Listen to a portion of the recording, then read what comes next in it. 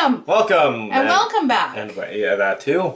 All of those things. Yeah. I'm Michael. I'm Sue. We are a close-knit family. It is Monday, July 15th, 2019. This is Season 2, Episode 9. We are a knit cast from Armstrong in the North Okanagan region of British Columbia, Canada, following my adventures as a newer knitter and our ongoing yarn and knitting addiction. Woohoo! Woohoo! Okay, so we are going to be announcing the winner later for our summer random giveaway. Mm-hmm. But we're going to start out today with some kind of hard news for us and some very sad news. So we hope you'll forgive us if, yeah. Anyway, for those of you who've been sharing with us for a while, our pets have played a fairly regular role somehow in our podcasts, with our cat Jude coming and meowing in the background and knocking the tripod. Yeah. And our dog Tasha with her heavy breathing and chain rattling and walking around and things. And Stormy doesn't participate so much. No, Stormy doesn't come and join us very often at all. No. I don't know if we've ever even brought her up. I don't think so. No. Anyway, about 3 weeks ago-ish, our Tasha was diagnosed with lymphoma. God, that was 3 weeks ago? Yeah. Wow. Just before, it was about a week before we went camping. Unfortunately, towards the end of last week, her health deteriorated quite rapidly, and she went to sleep for the last time on Saturday, and today's Monday, so a couple days ago. And yeah, we're all, I didn't realize it would be as hard for me as it is. No. And so, that being said, I said this on my Facebook page too. Thank you so much for any, of those wishes that we all give, the thinkings of you and the wishing you wishes and praying and she's in a better place and all of that other stuff. Thank you for that. But if you feel you need to comment and feel free to, I personally would rather hear a good joke. Yes.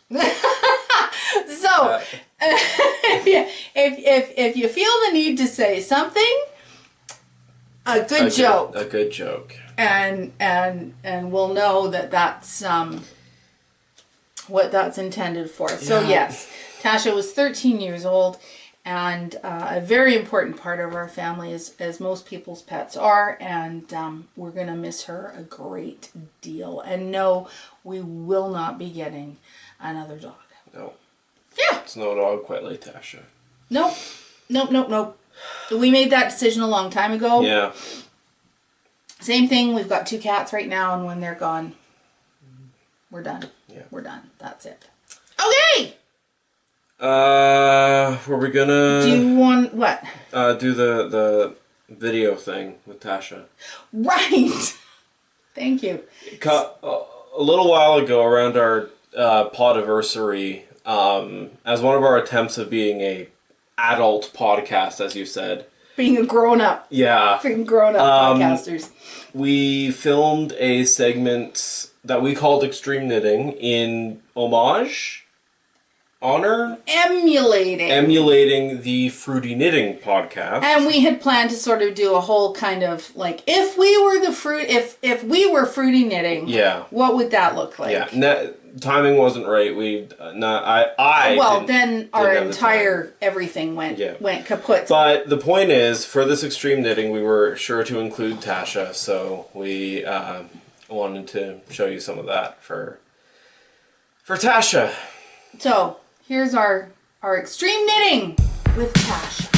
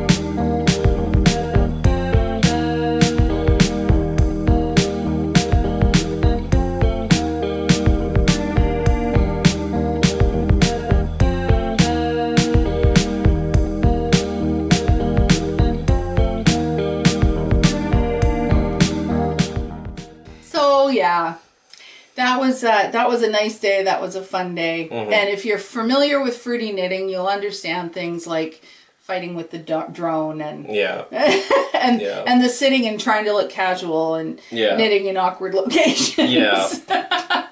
Yeah. So yeah, that happened. Yeah. Right. So, I this last week have still been pretty monogamous in my knitting, but I decided to pick back up the Ursa. The Ursa sweater, except that I had put it down for a long time at that point, and when I picked it up, I had no idea, I had no intuitive idea of where I was and what I was doing. So, thank goodness you taught me how to read my knitting, because I was able to, you know, look down at the last row and say, okay, so I did an increase there, and I looking in this part of the pattern, I'm increasing every other row there, so this must be a plain knit row. And, you know, just being able to do that and figure out just where I was in the pattern, and, yeah, thank you for that. Yeah, everyone should know how to read their knitting. That's what I do. But yeah, but you see, it's things like that. It's those things that you're partway through knitting and you put them down and then you go to pick them up again, and that's when you learn to read your knitting. Yeah. Because it's like, okay, how can I tell what I'm doing? Or even when something doesn't fit and then you have to go back and figure out what stitches you did, and then you're like, oh, I didn't yarn over on the row before or whatever. Yeah. Or I did yarn over and I shouldn't have. That's the more common one, but yeah. So, well, good for you. Because you weren't here and I couldn't say, here, give me that and I'll tell you what you're doing. No. So I just, because I knew I had stopped in a place that would be easy for me to pick up from, so. Cool. Yeah. Right on, good for you. It was just, you know, what did I consider easy at the time? Yeah. All right. That's, so I made a contribution to Chit Chat. Yay! Yay! I'm always saying to Mike, you gotta give me something to work with here. Well, okay, here's something on the fly. Okay. There's in the new season of Stranger Things on Netflix, there's a particular Hawaiian shirt that one of the characters wears. I think he's like a cop dude in the first season. Someone made a color. I saw a picture. Someone made a colorway of yarn specifically based on that Hawaiian shirt. I may put a picture up here, and which will also include where you can get it. So cool. So if you're a Stranger Things fan and you want the Hawaiian shirt yarn, oh yeah. Speaking of Stranger Things. I haven't watched it yet. No, I haven't watched. I haven't even watched the first season. Oh, okay. I don't think I will. Anyway. You haven't watched Stranger Things? No, Julie a little while ago told me that she wanted to do D&D over the summer, like real, actual, proper D&D. And when she said that, at the time, I thought, Wizards of the Coast, who published Dungeons & Dragons, just put out a starter set for Dungeons & Dragons based on the adventure that the kids are running in the first season of Stranger Things. Oh, cool. And the other day I was able to pick that up. So, neat. So yeah, I've been in contact with Julie already about, hey, I have this. Right. She was super hype. So now we just have to find the opportunity when people are available and we can all do this. If the book itself is to be believed, which is written, the entire book is written in character as whoever the dungeon master is in the show. Right.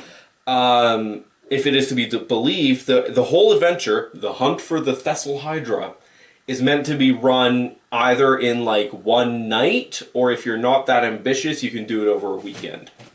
So. Interesting. Yeah. Does it only have like the DM and 3 other players? No, it has. The Dungeon Master, and there are 5 pre-made characters based on the characters they're playing in the show. Right. And there's a Demogorgon figure. Of course there is. Yeah. Okay. So yeah. Cool. Okay, so Stranger Things fans? Mm-hmm. That's a thing. I had a quick flip through of the adventure, and it seems good. So, yeah. Good way to onboard your Stranger Things fans into Dungeons and Dragons. This is exciting. Yeah. I mean, I'm like making plans. Yeah. Okay, and for those people who like to see, oh gosh, I forgot about that. Anyway, I didn't get to look at these the last time I was here. Yeah, there were other things going on. Yeah, there were other things going on. Who like to see my nails? I am a gel nail tech for any new viewers. Well, even like the time before the last time I was here. Anyway, yes. All of those times, the last time you were here. So I haven't seen these in person yet. Here are my... They're not really getting focused. No, anyway, there's my current set of nails. Lemons. And this one is a sugar nail. Ooh. It's seen better days at this point because it has. And so, yeah, my lemon nails. Mm-hmm.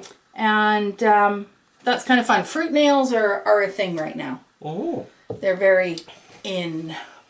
Well, so, it's summer in the Okanagan. Yeah, so. and they're shorter. Again, for those of you who've been following along, they're shorter because I needed to get my knitting. I needed to get my knitting done, and I don't know what, I think when I was purling or something, there was something I was doing in my I'm trying to get it done quickly, and I don't know what I was doing, but my fingernail kept rubbing on something and it hurt. And so I was like, okay, because I have things right now that I really need to get knit, I'm going to go a bit shorter just so I can get those done. Okay. Yeah. Okay. All right. Is that the fastest we've got to Yarnquisitions? Oh, probably. Probably this will be a shorter episode just because, honestly, we're not really in the headspace for No, but we're trying to get back on schedule. We're trying to get back on schedule, and we knew we had to announce a winner. Yep, but we're not doing that right now. There's also an amount of life needs to go on. Yeah. Anyway. Yep. Yarnquisitions. This has been Yarnquisitions. Mm-hmm. Foes. That was exciting. Yeah, that was exciting. Okay, yeah. Foes. This has been Foes. Yes, it has. Whips.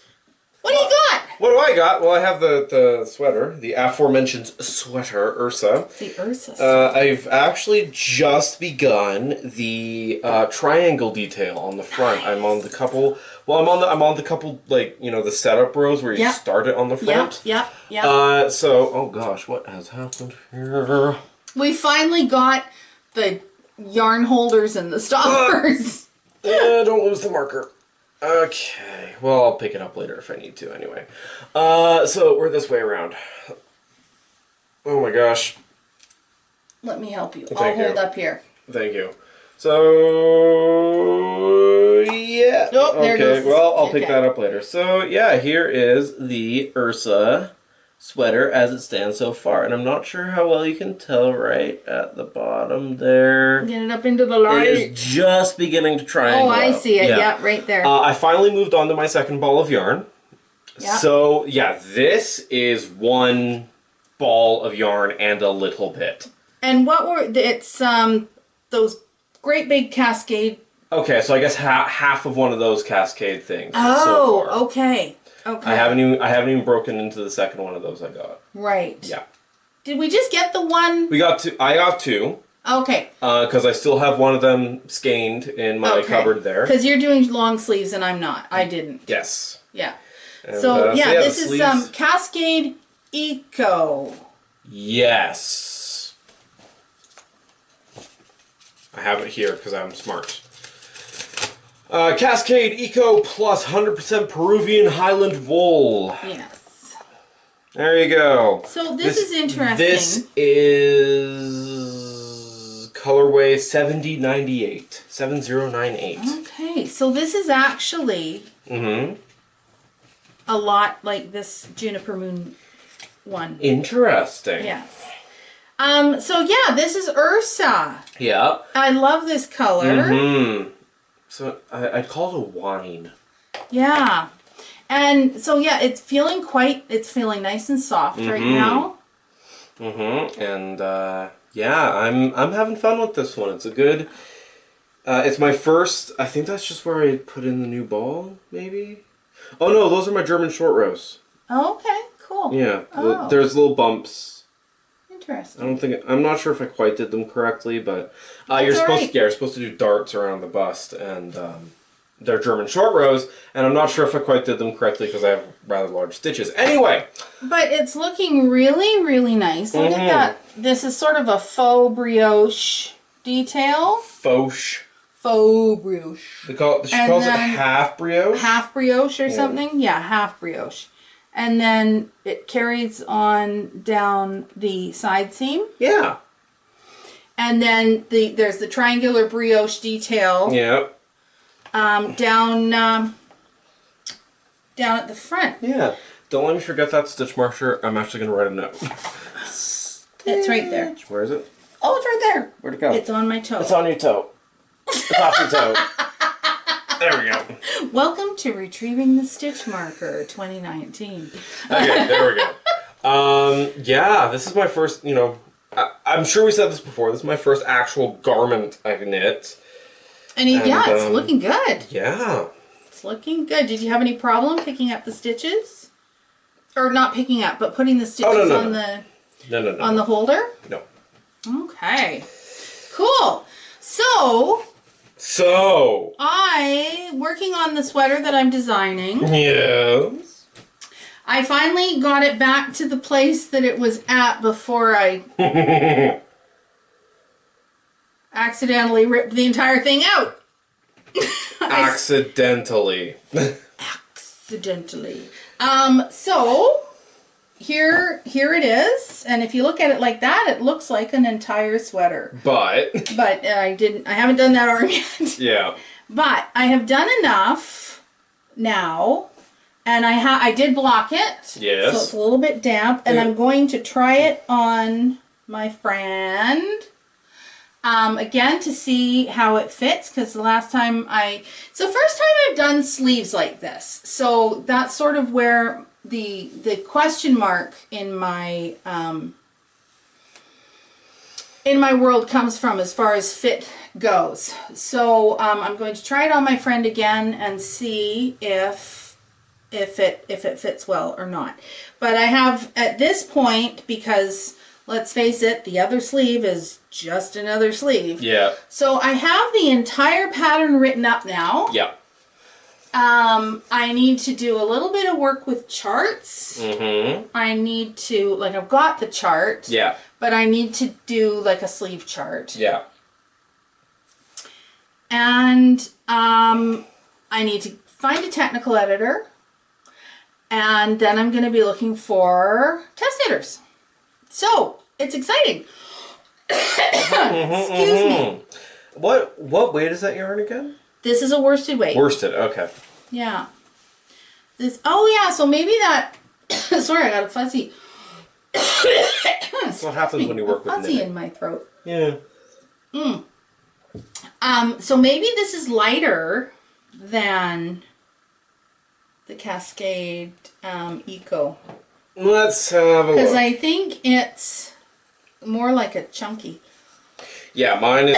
Yeah, mine's isn't it? Yeah, I think mine's chunky. Excuse me. It won't say on there. Well, it'll give us at least. I just wanted to see the yarn. Oh.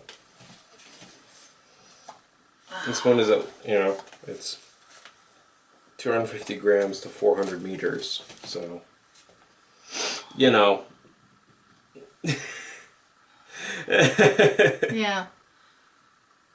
Oh, isn't that interesting? It looks, of course, this is bloomed since it's been washed. Yeah.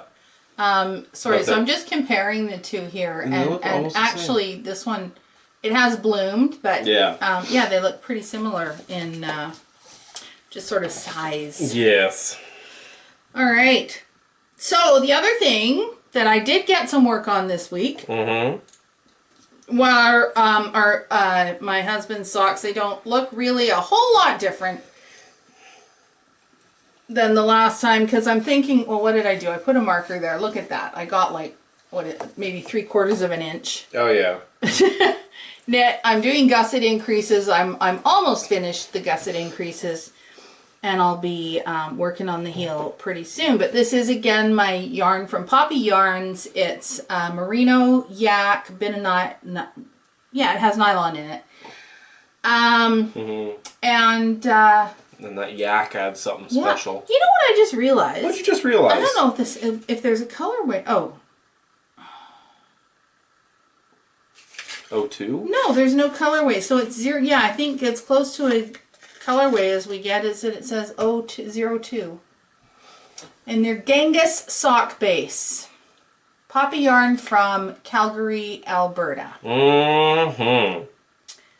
And I am really, really enjoying knitting it. And I will say, I expect that it will likely pill a little bit. Yeah. But while working on it, like sometimes you can tell while you're working on it if something's going to start pilling. Yeah. And I don't know. It's looking pretty good so far. Mm-hmm. I don't know how yak... I've never knit with yak before. Okay. So I don't know how it's going to behave when, you know, it gets to that stage. Yeah. But yeah, so that's a... I've been working on. Yep. I was also working on my socks, but as I was sitting here, I realized I only put like 1 row on them. Okay. So Mike's rainbow socks are still a work in progress. Yeah. They're not looking a whole lot different than they did last time. So that was exciting, wasn't it? Yes. Wasn't it? Yes.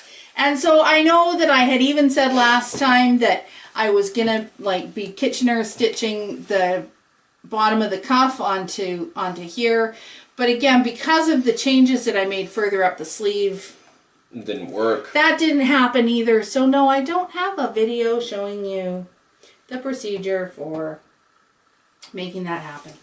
What's my hair doing? It's how's my hair? My hair looks like crap, and guess what? I don't care. What is your hair doing? Whatever. Whatever. I like weird things. I know, yeah, like the monitor that we use as we sit here going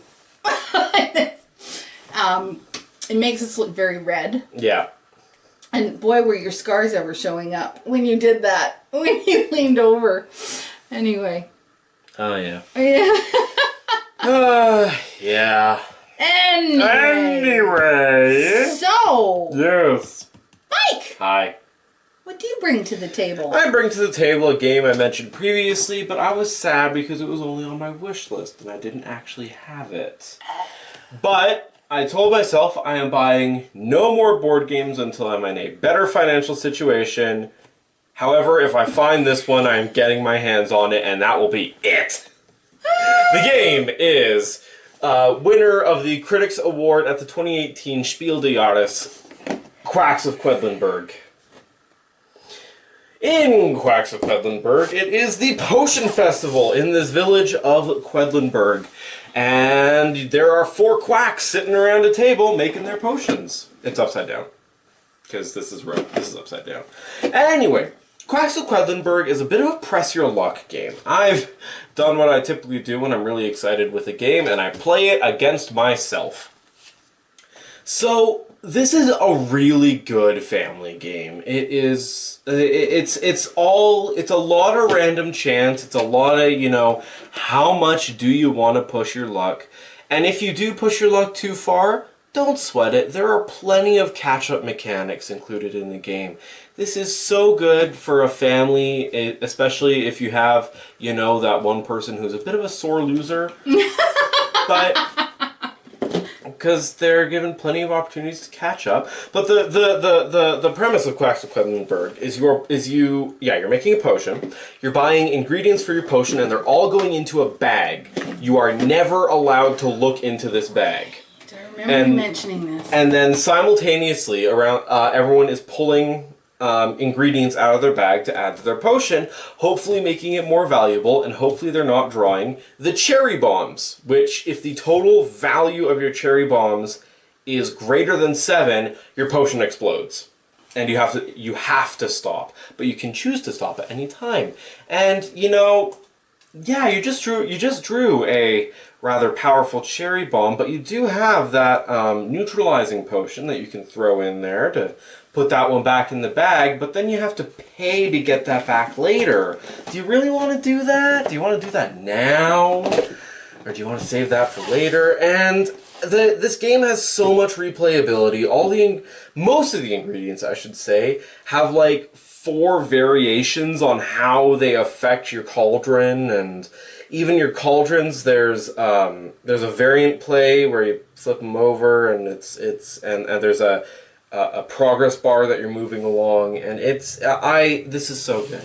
I love it. Nice. Yeah. So, Quacks of Quedlinburg from Schmidt Games, published in North America by North Star Games, is appropriate for ages 10 plus for between 2 and 4 players. Takes about 45 minutes to play. And you know, when I was playing as 2 people who would in theory be doing everything at the same time, that's about right. Okay. Yeah. Cool. Quacks of Quedlinburg.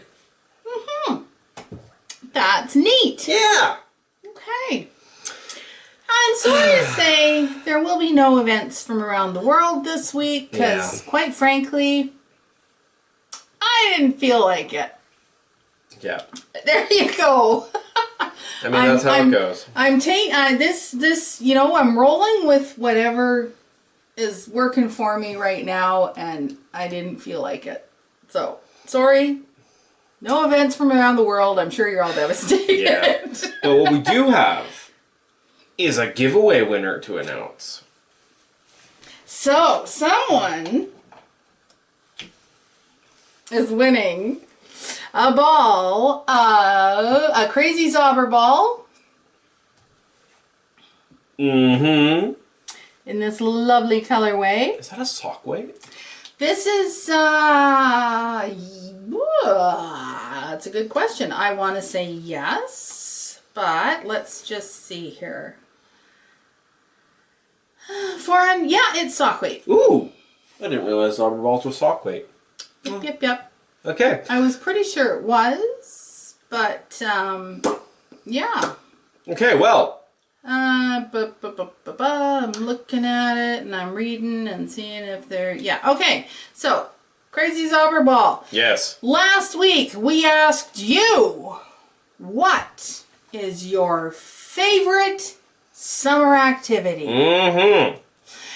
And you responded. You did, weirdly enough. And there were lots of, there were some great. There were 14 comments on that video. Yeah. So yeah. Nice. There was some good stuff. Yeah. And we were looking for the comment that used the fewest words. Mm-hmm. And at a whopping 6 words? 7. 7. We didn't actually write that down. 7. 7 words. Yes. Kathy Garber said that her favorite activity was swimming. Yes. So congratulations. Congratulations, Kathy Garber. Kathy Garber. You're a wiener. You're a wiener. Kathy, we ask you to send us a email on cnfpodcast@gmail.com. Yes, it should be a K.